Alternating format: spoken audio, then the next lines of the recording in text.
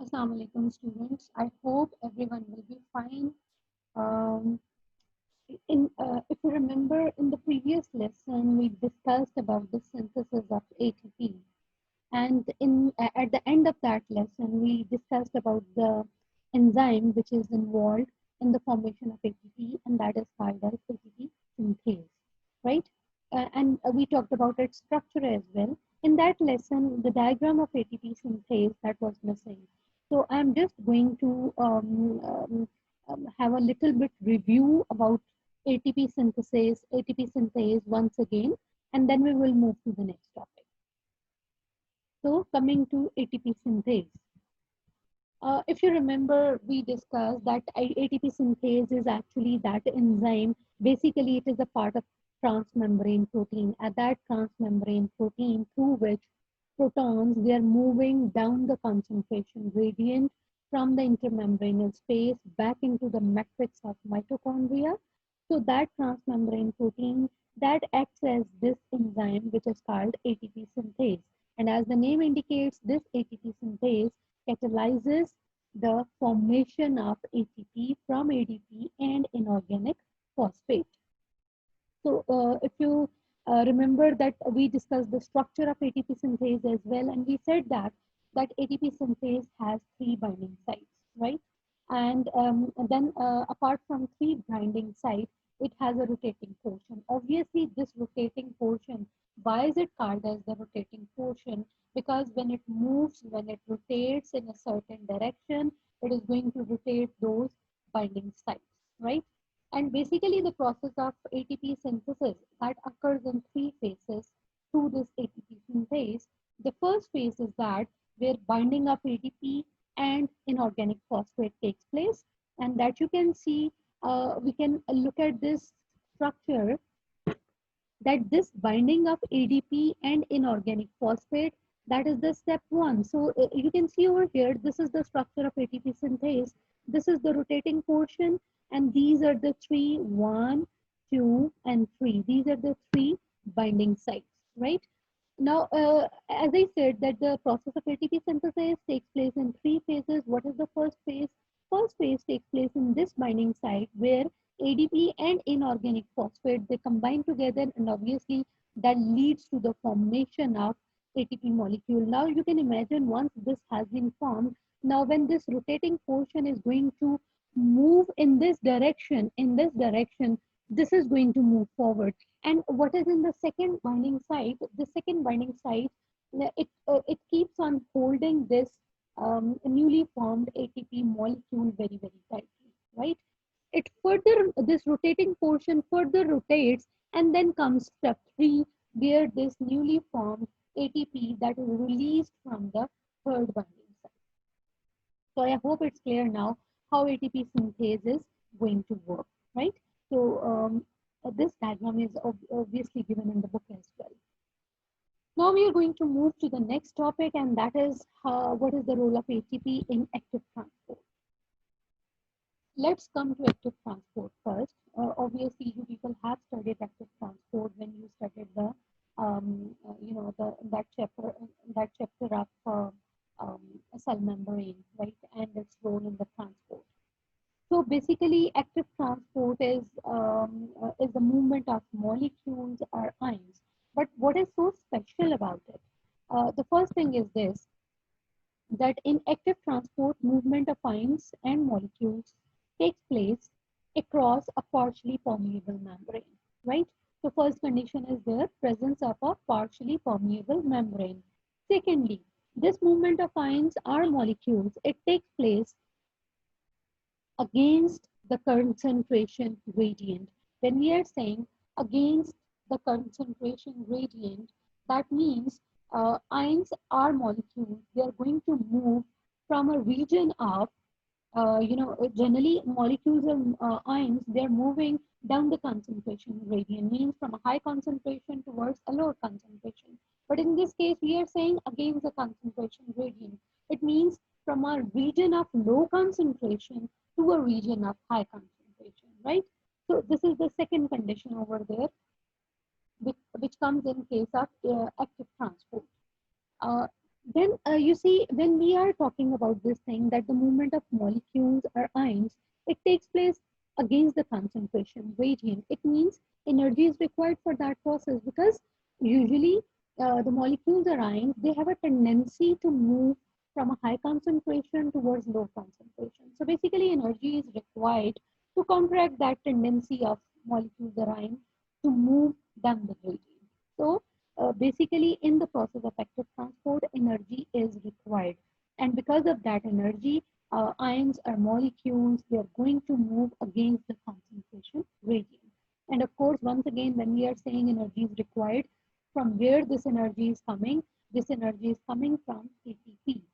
ATP gets hydrolyzed into ADP and inorganic phosphate along with the release of energy, and that energy is utilized for the process of active transport. Now we have to see where we can study this example of that, how does the ATP play its role in the process of active transport. Usually, if you see, whenever we look at all the cells, we see that all the cells, they show the differences in the concentration of ions, right?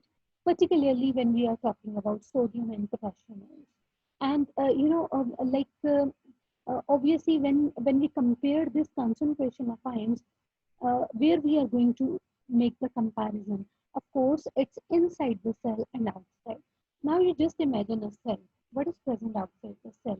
Of course, there are intracellular spaces present, and what is present in the intracellular spaces? A fluid is present over there, which is called as tissue fluid, right? So basically, we look at the differences in the concentration of ions inside the cell in comparison to the concentration of ions outside in the tissue fluid, because whenever we talk about the surrounding solution, that means it's tissue fluid actually we are talking about, right? Now when we are looking at the example of sodium and potassium ions, obviously in the syllabus we are just concerned with the example of sodium and potassium ions, particularly with reference to the role of ATP in active transport. Now, you see, this is we have already discussed that where we make the comparison of the concentration of ions. It is actually the concentration of ions inside the cell and the concentration of these ions in the tissue fluid which is surrounding the cell. Now, coming to the next slide. Uh, of course, for the movement of sodium and potassium ions, there has to be some protein present there in the cell membrane, in the cell surface membrane of cell. And that protein is obviously a transmembrane protein. A transmembrane protein is that which spans across the cell surface membrane, right? So actually this protein which is responsible over here for the movement of sodium and potassium ions, that is called as sodium potassium pump. If you see, actually most of the cells, majority of the cells, they do have sodium pumps in their cell surface membranes. Now obviously these sodium pumps, they allow the movement of sodium ions out of the cell, right? And at the same time, these sodium pumps, they also allow the movement of potassium ions from the surrounding fluid into the cell. So as these proteins or as these pumps, they allow both the movement of sodium and potassium ions at the same time. So that's why these proteins or these pumps, they are called as collectively as sodium potassium pumps, because it is through the same protein sodium ions can move, and it is through the same protein potassium ions can also move at the same time. So that's why they are called as sodium potassium pumps. There are so many sodium potassium pumps present in the cell surface membrane of many cells. No, this is once we have discussed this point, transmembrane protein. This sodium potassium pump is basically a transmembrane protein. A transmembrane protein is that which spans across the membrane. Now you see, when we are seeing that this sodium potassium pump, it allows the movement of both and sodium and potassium ions. It means it has got the binding site both for sodium and potassium. So we have to see where these binding sites are present. Now there are binding sites present for sodium ions and ATP on the inner side. Means on that side which is facing towards the cytoplasm of the cell. Now you see, Why the binding sites they are present on the inner side? Because when we are saying when we are talking about the movement of sodium ions, we are saying through sodium potassium pumps, sodium ions are moving out of the cell. It means उन्होंने cell के अंदर से बाहर आना है. तो obviously उनकी जो बाइंडिंग साइट है वो कहाँ पे होगी? अंदर की तरफ. And why do they have a binding site for ATP on the inner side? Because actually ATP is also present inside the cell where it is going to be hydrolyzed. And once it is going to be hydrolyzed into the ATP and inorganic phosphate along with the release of energy, and basically that energy helps to drive that sodium potassium pump. Okay? So that's why the binding sites for both sodium ions and ATP they are present on the inner side, while the binding sites for potassium ions they are present on the outer side, because potassium ions they are going to move from outside to inside the cell, right? So that's why their binding sites are present outside. I hope this is clear. Now the next slide comes.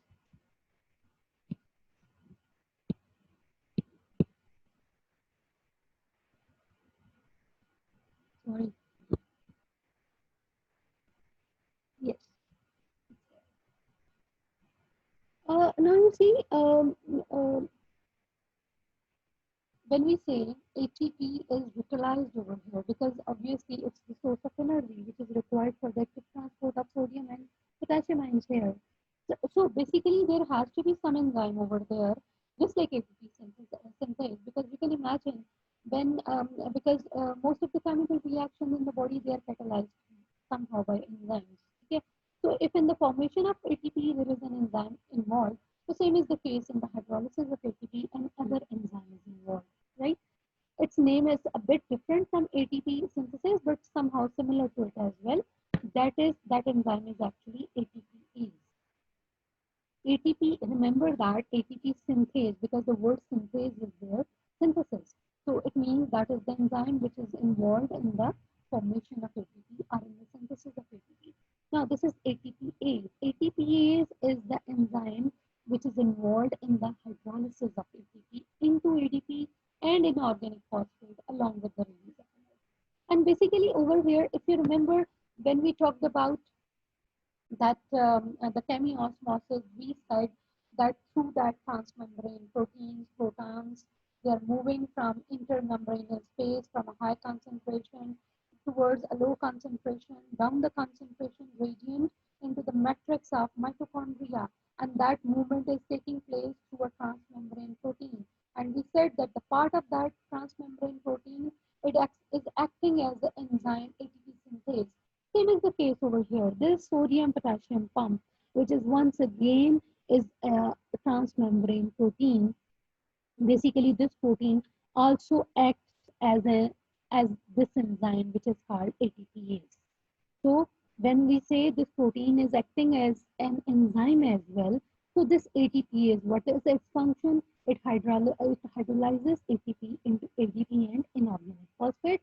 Along with that, energy is released, and basically this energy is used to drive sodium potassium pumps, because basically there are going to be changes in the shape of the protein as well. I will discuss it somehow, maybe on some other day when we are going to have face-to-face classes. So when we are going to revise this topic, I will tell you over there what do you mean by change in shape of the protein. But if you remember, I don't know whether you have studied in AS, there is a theory which is called as ping pong theory, where there is a change in the shape. Same is the case over here as well, right? But anyhow, we will discuss it later on. So basically, there are changes in the shape of the protein, this transmembrane protein, and this change in the shape of the protein that allows the movement of sodium and potassium ions across the cell surface membrane in opposite direction, right? And basically, this energy which is released that is used to drive this sodium potassium pump. Now, next comes that when one molecule of ATP is utilized, obviously we can't say that indefinite number of sodium ions are going to move out and indefinite number of potassium ions are going to move inside. No, this doesn't happen like that. It is generally said that for one molecule of ATP used, two potassium ions they move into the cells and three sodium ions they move out of the cell, right? So three sodium ions moving out of the cell, two potassium ions moving into the cell. So obviously a potential difference is generated over here. Now you can see that as only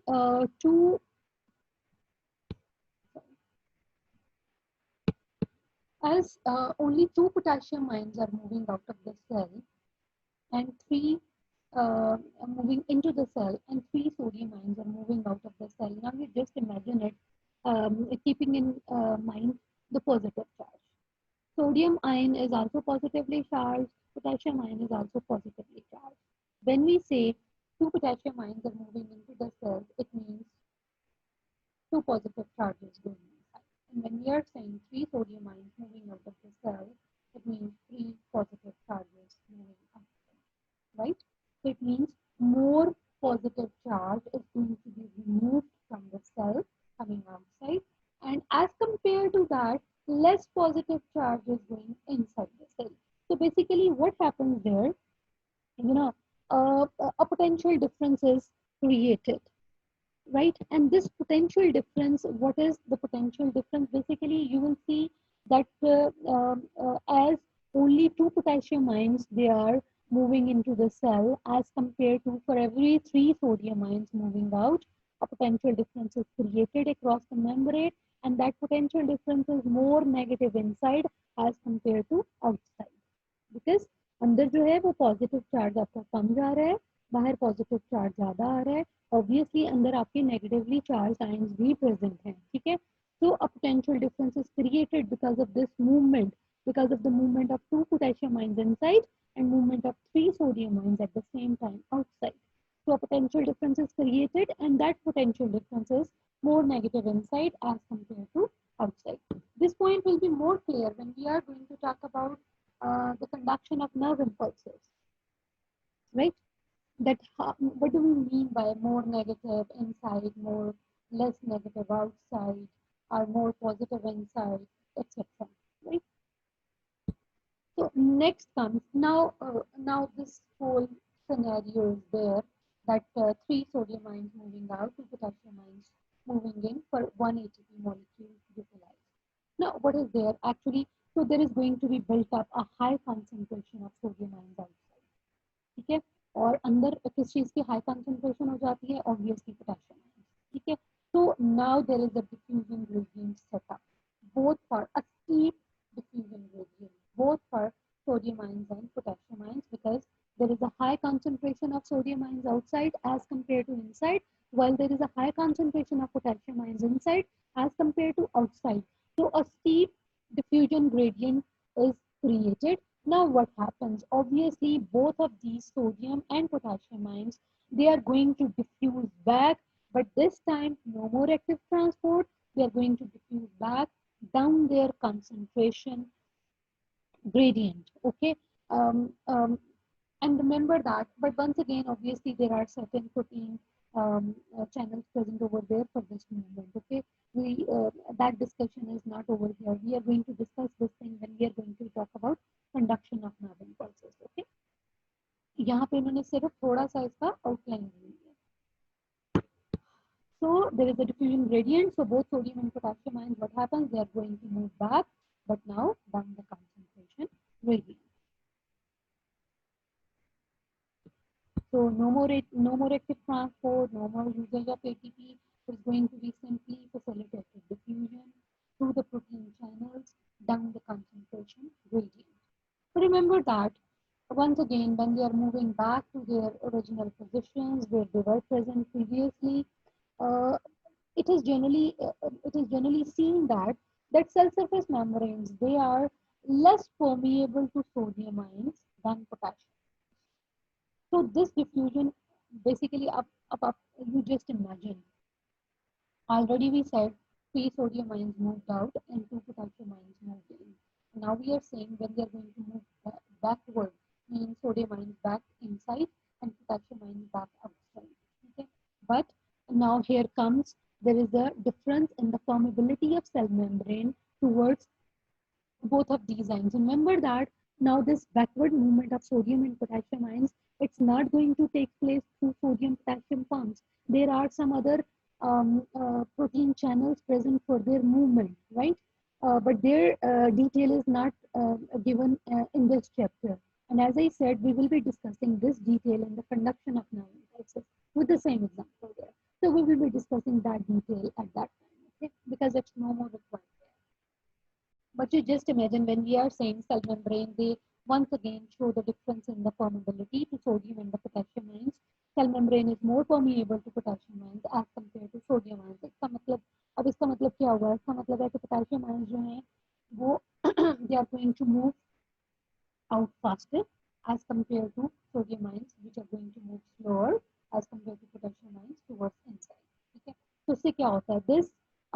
This diffusion actually it further increases the potential difference across the ions, right? Because once again अंदर से potassium ions बाहर आ रहे हैं, ठीक है? अंदर is already more negative as compared to outside, but then we are saying now potassium ions they start moving outside at a faster rate as compared to sodium ions moving inside. So what happens? Once again, it's going to be this diffusion is going to create a more increase the potential difference. इसका मतलब है कि अंदर ज़्यादा negative हो जाए, ठीक है?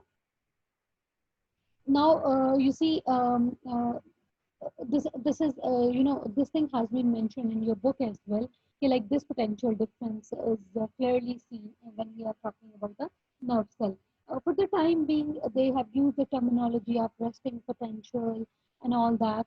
Just forget about it because we are not going to talk about this thing in detail over here. We are going to discuss it in the conduction of nerve impulses when we are going to talk about the function of neurons. But you just imagine, now we come to the last point that basically the importance of active transport and the movement of ions into or out of the cells, it should not be, it should not be underestimated because it is estimated that about 50% of ATP which is used by a resting mammal. Now, whenever we are talking about a resting mammal, it means that mammal is not showing any sort of movement, but at that time, basically, just the basic metabolism is going on. That's it, right? So at that time, even you can imagine that 50% of ATP used at that time when a mammal is in the resting phase, that is used to maintain the ionic content of the cell. So we can imagine that this is so important. The process of active transport in the movement of ions that is so much important in the cell. So I hope the points are clear. If still if there is any confusion, please you can comment me in WhatsApp group, right? आप वहाँ पे अपना question send कर दो. I will inshallah reply back. I don't like teaching this way as well, using the slides and all that. But at present, I don't have any other option. I'm still not well, not going to school at all. I might go after either a Hizah or maybe a week earlier, but that depends on my recovery. That's it. But I hope all of you are praying for me. Thank you once again, and have a nice day. Allah Hafiz.